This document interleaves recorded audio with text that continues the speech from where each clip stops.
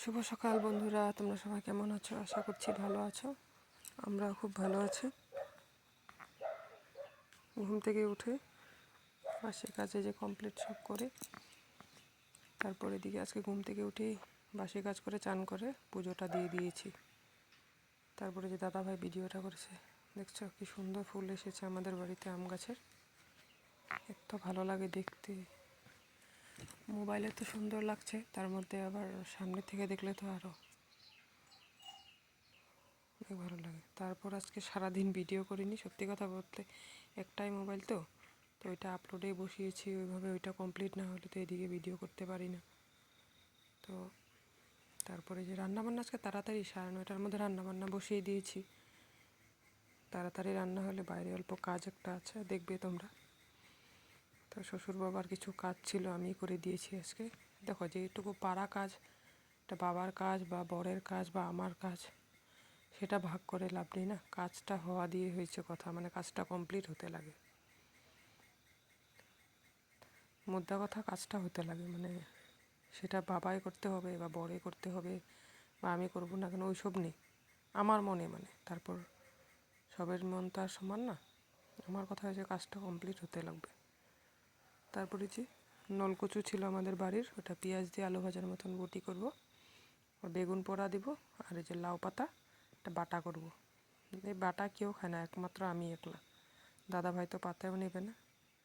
যে বটিটা খাবে, হ্যাঁ বটি মেয়েও খাবে, দাদা ভাইও খাবে।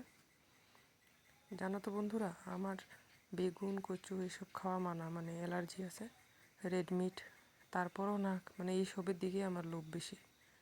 কথায় আছে না, যার ডায়াবেটিস দেখবা সেই মিষ্টি খেতে ভালোবাসে, ওই ওরকমের যার অ্যালার্জি সে কচু বেগুন খেতে ভালোবাসে, ডিম। তারপর যে বটিটা করে লাউ পাতাটা মানে হালকা নুন দিয়ে অল্প ভাপিয়ে নিতে হবে। তারপরে 2টো কাঁচা লঙ্কা দিয়েছি আর 3-4 কোয়া রসুন দিয়েছি, দিয়ে এটা পেস্ট করব। ওইদিকে বটি হচ্ছে, তারপরে এদিকে মিক্সার গ্রাইন্ডারে পেস্ট করে নেব। মেয়ে ওদিকে স্কুল থেকে এসে, স্কুল যাওয়ার জন্য বসে আছে, সরি স্কুল থেকে আসেনি, আজকে তো সকাল সকাল কাজ বাজ করেছি না, তো ওকে দিয়ে আসবো এদিকে করে। তারপরে যেটা গ্রাইন্ডারে পেস্ট করে নিলাম, ওদিকে বটিও হচ্ছে। এদিকে ঘর সর সব পরিষ্কার করা কমপ্লিট, ঠাকুর পূজা দেওয়া হয়ে গিয়েছে। কি ভালো লাগে দেখবে তো। আর একটা কথা, সকাল সকাল ঘুম থেকে উঠলে কাজটা সকাল সকাল কমপ্লিট হয়, মনটাও খুব ভালো থাকে। আর দেরি হয়ে গেলে দেবে ঘুম থেকে উঠলে সারাদিন মানে শরীরে এনার্জি থাকে না, প্লাস কাজ করতেও মানে মন বসে না, দেরিও হয়ে যায়। আমাদের রান্না হলেও দুপুর মানে 2:30-3টার আগে খাওয়াটা হয় না, রান্না হয়ে গেলেও দেরিই হয়। বসে থাকবো, এটা সেটা করবো, হলো অন্য বাইরে বসে থাকা তো সময় পাই না। দুপুরে খাওয়া দাওয়ার পরে রেস্ট অল্প, বাইরের কাজ অনেক থাকে। গ্রামের বাড়িতে বুঝতেই পারছো। তারপরে দিকে যেটা পেস্ট করে নিলাম, এখন বটিটা নামানো হয়ে গেলে এই কালার দেখো না, জাস্ট ওয়াও। কালার দেখলে মানে খেতে ইচ্ছা না করলো। ভাতটা আমি যখন মেখেছি না, এত সুন্দর কালার হয়েছে। মেয়ে আগে বলছে খাবে না, ভাতের কালার দেখে বলছে মা 2 গাছ দাও খেয়ে দেখি। 2 গাল খেলো, বলে আর খাবো না আর খাবো না বলে। মানে এগুলো তো দেখবে ঝাল হলে ভালো হয় না, অল্প ঝাল দিয়েছি। কাঁচা লঙ্কাগুলি খুব ঝাল, 2টো দিয়েছি, অনেক ঝাল হয়েছে। আমি এরকম বাটা করি, ধনে পাতা বাটা। তারপরে এই কচুটা দেখলে যে ভাজি করেছি, এটা বাটা করলে খুব ভালো লাগে। বাটা করে লাড়া করতে হয় এরকম তেলে দিয়ে, কালো জিরা ফোড়ন দিয়ে। এখানেও তেলে কালো জিরা ফোড়ন দিলাম, তারপরে যে বাটাটা পেস্ট দিয়ে দিলাম। তারপরে যে মিক্সিটা অল্প ধুয়ে দিয়ে দিব, অল্প সামান্য জল দিয়ে ধুয়ে দিয়ে দিলাম। দেব এখানে হলুদ গুঁড়ো আর নুন দিয়ে দিলাম। তারপরে যে মিক্সি ধোয়া জলটা দিয়ে দিলাম।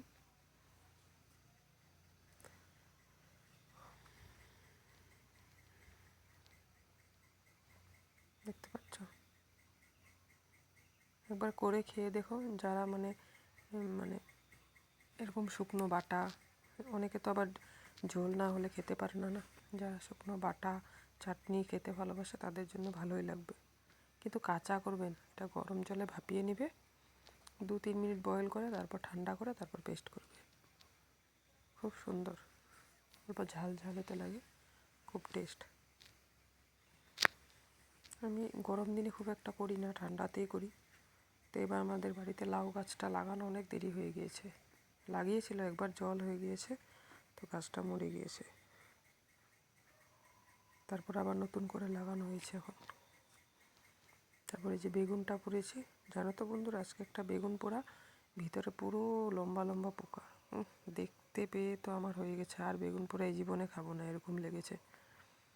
বেগুনটা এই জন্য বহুত ঘৃণা লাগে, পোড়া করলার পরে যে ভিতরে যে পোকাগুলো দেখে কিলকিল করছিল। তারপর বেগুনটা এক সাইডে ছিল অল্প, আমি পুরোটাই ফেলে দিয়েছি। কীরকম লাগে বলো, পোকাগুলো দেখলে কি খেতে ইচ্ছা করে? তারপর এদিকে রান্নার আজকে দুধটা লাস্টে জাল করছি, রান্নাবান্না কমপ্লিট করে।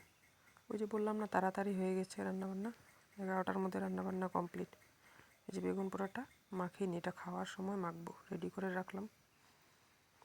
মানে মেখে রাখলে দেখবে পেঁয়াজটা নিতিয়ে যায়, খেতে ভালো লাগে না, তার জন্য খাওয়ার সময় মানে মেখে নিব। এই যে সব বাসন কোসন বেরিয়ে নিয়ে আসলাম বের করে।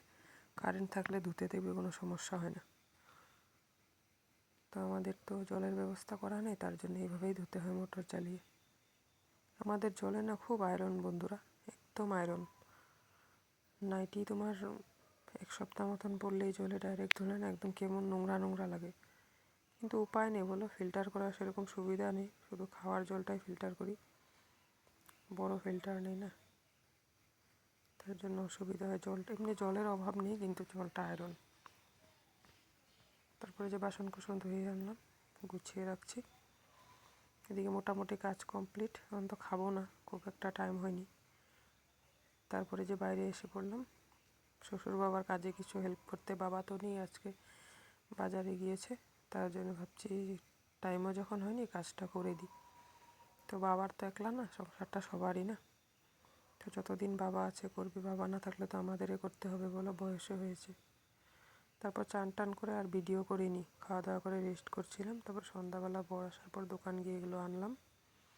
তো বর এসে বলছে অল্প আলু ভাজা খাবো, এত কিছু রান্না করেছি ওর ভালো লাগে না, এই রিং লাইটের আলো দিয়ে আলু ভাজা করছি। রিং লাইটটা দিতাম না, আলো আছে, ভিডিও করবো বলে রিং লাইটটা জ্বালিয়ে দিলাম। কয়েকটা কাবলি বুট ছিল ফ্রিজে, ওইগুলোও দিয়ে দিল, ভালোই লেগেছে খেতে।